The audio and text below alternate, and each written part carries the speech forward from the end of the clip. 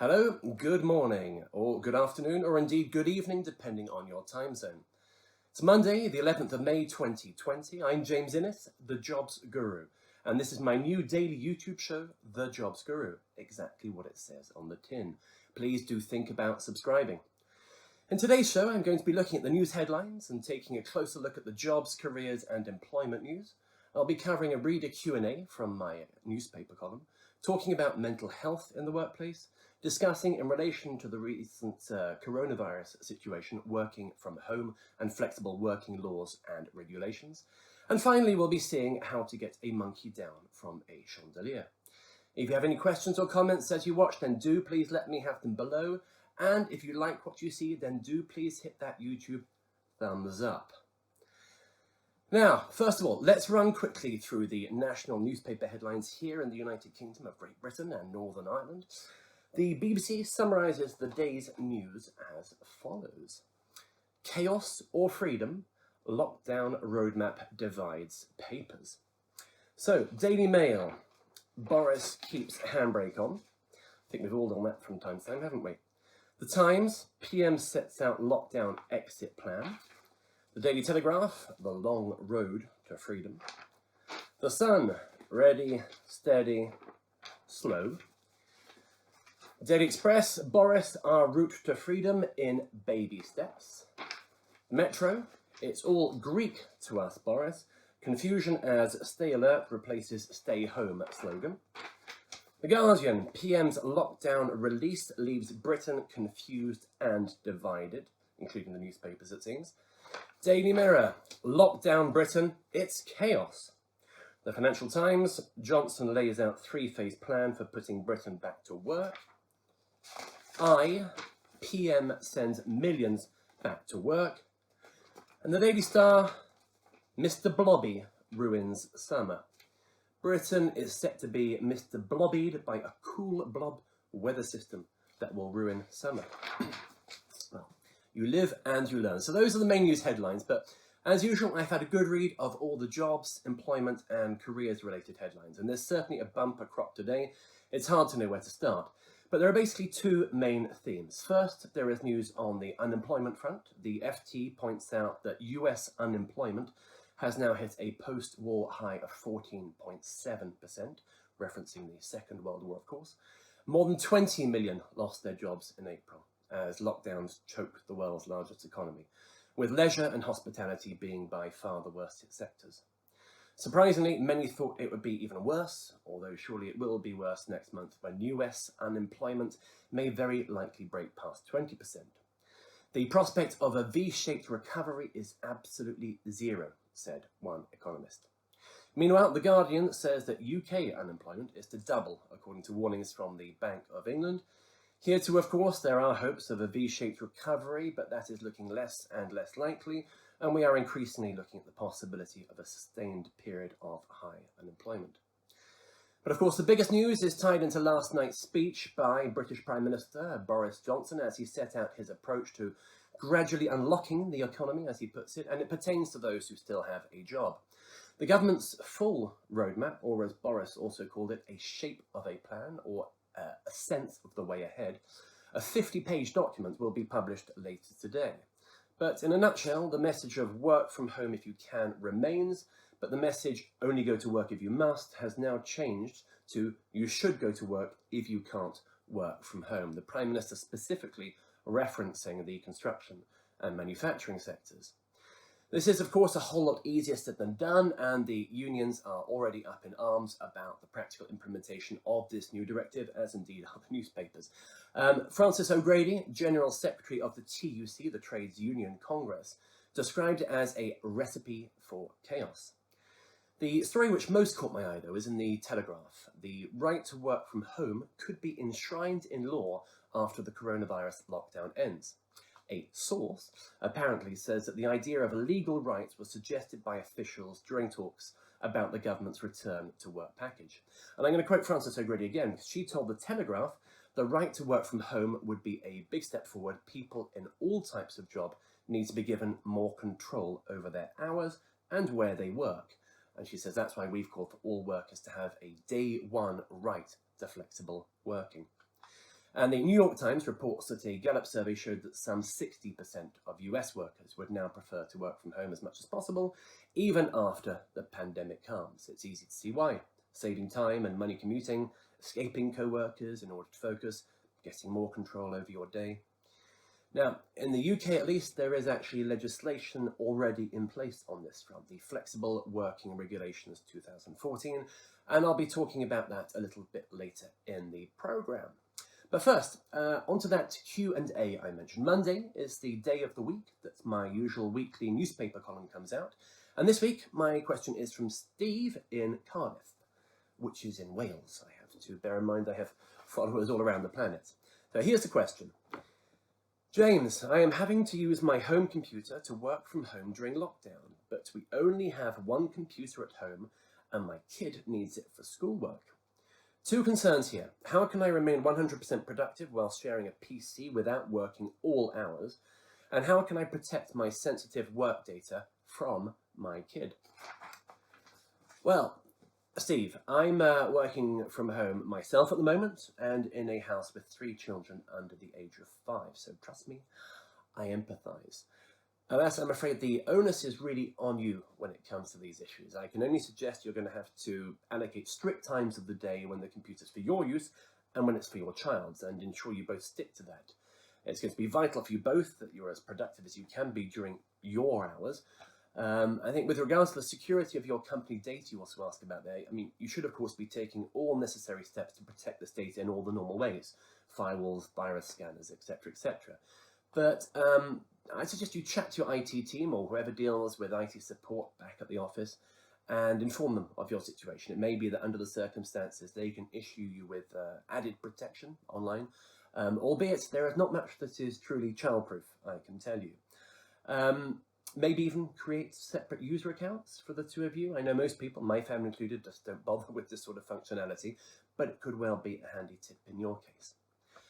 There will always be some teething problems and maybe even some growing pains, but I think for many people there is absolutely no reason why working from home can't really work for them with a little bit of discipline and creativity, and you could ultimately find you never look back. Now, I'm always open to interesting new questions from my readers and indeed my viewers. So if you have a jobs, careers or employment related question for me, then do please type it into the comments section below, and I may well feature it either in the newspaper or in a future episode of this show. And if I do, then there will be a Jobs Guru coffee mug winging its way to you in the post, which of course works equally well for tea, and which I'd love to be able to demonstrate to you here and now, but alas, the initial shipment hasn't yet arrived. Obviously, everything's slowed down quite a bit with this whole coronavirus situation, so yeah, we'll make do with my BBC News mug instead. Now, moving on. Each week in my newspaper column, as well as answering one reader's specific question, like Steve's there, I also look into a specific issue which has been raised by a number of different readers, and I do this in my Spotlight On section. And this week I shine my spotlight on mental health in the workplace. I personally suffer from depression, always have done and probably always will do, and indeed I've delivered a couple of major Zoom talks on this important topic in the past fortnight. It's pretty topical at the moment with lockdown, and it's an issue that's very close to my heart. Now, typically 1 in 4 people, 25%, a quarter, in the UK will have a mental health issue at some point in their lives. Now, whilst mental health problems are common, they are, fortunately, often fairly transitory. Unsurprising, like I say, recent times have seen a huge increase in mental health issues. Mental health is about how we think, feel and behave. Anxiety and depression are the most common, and whilst they can occur spontaneously, they are most often the result of a traumatic life event. Obviously things like a death in the family, for example, or lockdown. But they can, of course, be directly produced by problems within the workplace, with the work, with one's colleagues, the boss, etc. Now, whether work is causing the health issue or is simply one factor amongst others, employers have a legal, not to mention a moral, responsibility to assist and support their employees as far as is reasonably practical. As an employee myself, I strive to bear that in mind, and I'd obviously encourage other employers to do the same. Now, on to the main topic I wish to discuss with you today. As we all know, millions of people have been forced into working from home during the COVID-19 pandemic. We heard from Steve just earlier. even though they or their employers may have been resistant to this in the past. So, what obstacles have employees and indeed employers had to overcome, and will they ever go back to normal when lockdown is eased? There's a whole bunch of questions here, really. How well did companies and employees handle the transition to remote working? Were companies previously resistant to home working? Will home working become the new norm? Will we end up with some kind of compromise? Previously resistant employers finding some middle ground that allows greater flexibility without going fully remote, etc. Well, you might not know this, I referred to it earlier, but since 2014, all UK employees have had the statutory right under the Flexible Working Regulations 2014 to request flexible working, and employers are obliged to give this fair consideration. Well, some employers welcomed this and saw the potential benefits of offering flexible working patterns. Some were more resistant. Now, fast forward to the coronavirus outbreak of 2020, and many of those very same employers have effectively been forced into putting in place flexible working procedures. So how has this worked out, and how likely is it that remote working will become the new normal even after lockdown restrictions begin to properly ease up? Is there potential for companies to make significant savings as they no longer have to compensate employees for their daily commute? Instead, they just need to make an initial investment in technology and equipment. Will businesses realise that they can hit their carbon emissions targets a lot easier if more of their people work from home? Now, whilst it's impossible to answer these questions definitively at this point in time, there's already been some useful research that could influence employers' future decisions on flexible working.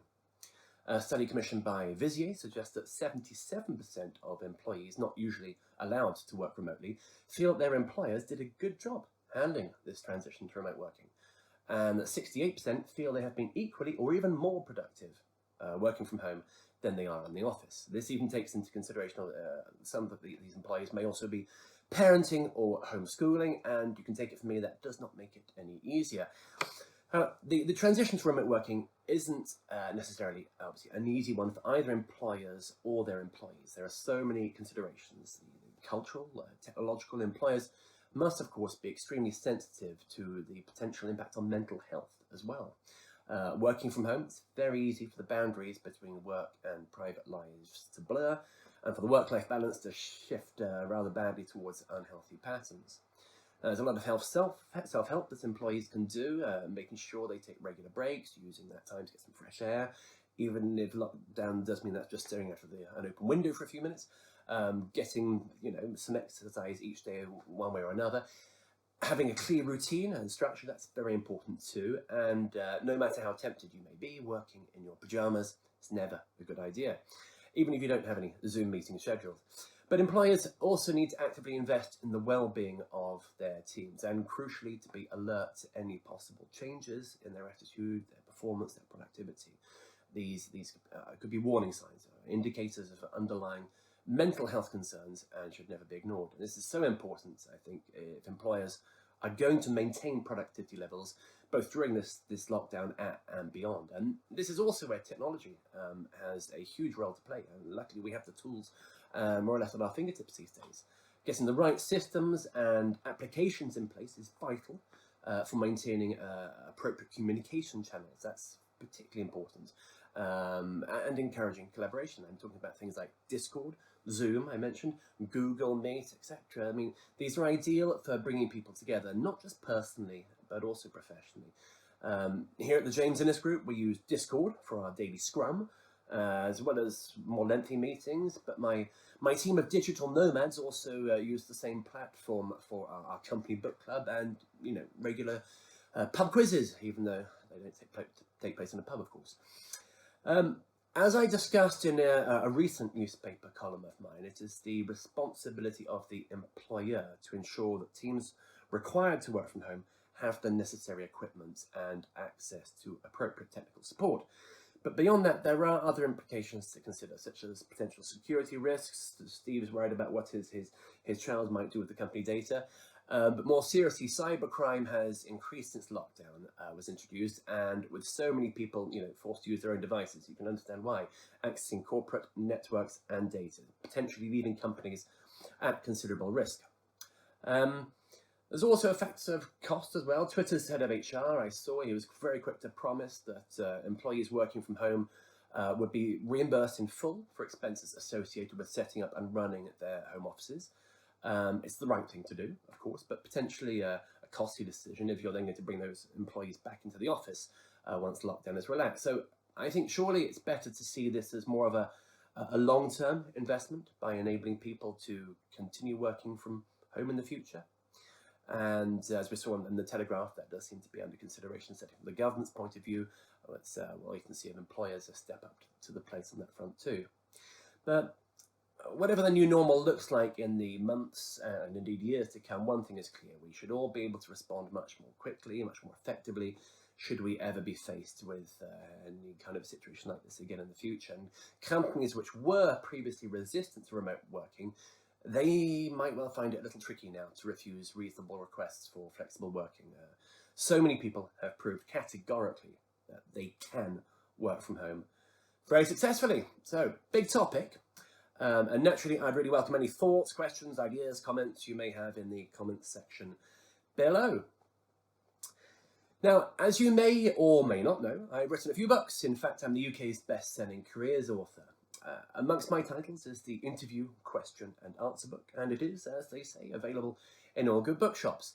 Now, in each episode of this YouTube show, I'm going to be taking questions from that book and looking at how to answer them. And all this week, I'm going to be taking my questions from the chapter which is entitled Weird and Wonderful Questions. So prepare to be surprised. Today's question: if there was a monkey hanging from a chandelier, how would you get it down? Similar questions along the same lines. We could have, if there was a venomous snake sunbathing on your patio, how would you get rid of it? A problem I recall my sister having once. And if a hippo falls in a hole, how would you get it out? Clearly, we're getting into the weird and wacky with this question, but interviewers have been known to ask such questions. You might think you'll never get asked such a seemingly ridiculous question in an interview, but I can personally vouch that questions like this really do get asked, having been asked precisely this question myself many years ago. Although admittedly it was for a scholarship interview rather than a job interview, but nonetheless. Obviously there is no right answer to this sort of question. It's purely a test of your ability to analyse a problem and identify possible solutions. Once you realise that, you'll hopefully be a lot less rattled by the question than I was at what was virtually my first ever interview. Don't let yourself be rattled by the question or any of this type of question, and don't lose your sense of humour either. But telling the interviewer you'll probably get your rifle out is unlikely to go down well, and I have a good friend who applied for the same scholarship. You know who you are, Dan. He got asked the same question, and that's what he came up with. Anyway, I've drafted a little example answer for you here. So, interesting question. I suppose there are a number of possible solutions to this, and it's a case of identifying those possible solutions and looking at which one has the best chance of success. The most obvious idea which springs to my mind is to try to entice it down by offering it, for example, a banana or maybe some peanuts. Alternatively, maybe try to scare it down, shouting at it, but that might make it even less likely to come down. Flicking the light switch on and off. It's important to show your thought processes out loud, basically, that you're going through the options, you're thinking it through. Spraying water at it, that might convince him to budge, but maybe that might also damage the ceiling.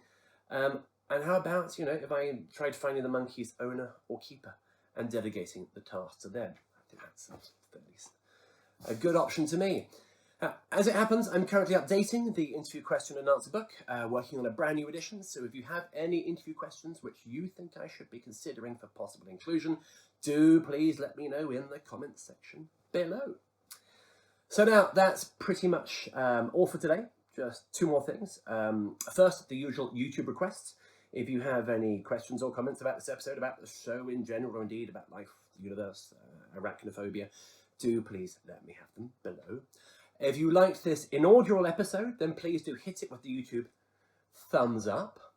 And do think about subscribing to my channel if you haven't already. And if you have, please do ring that bell, anything for a cheap laugh, to receive notifications when I upload new episodes. So finally, I did say this is a daily show. Let me tell you what's happening tomorrow. In tomorrow's show, I'll be chatting about, well, quite a variety of things, including the 15 most common CV writing mistakes, and critically, how to avoid them, and discussing why polar bears don't eat penguins. I do hope you'll tune in. Thank you for watching today. Keep safe and be well, my friends. Goodbye.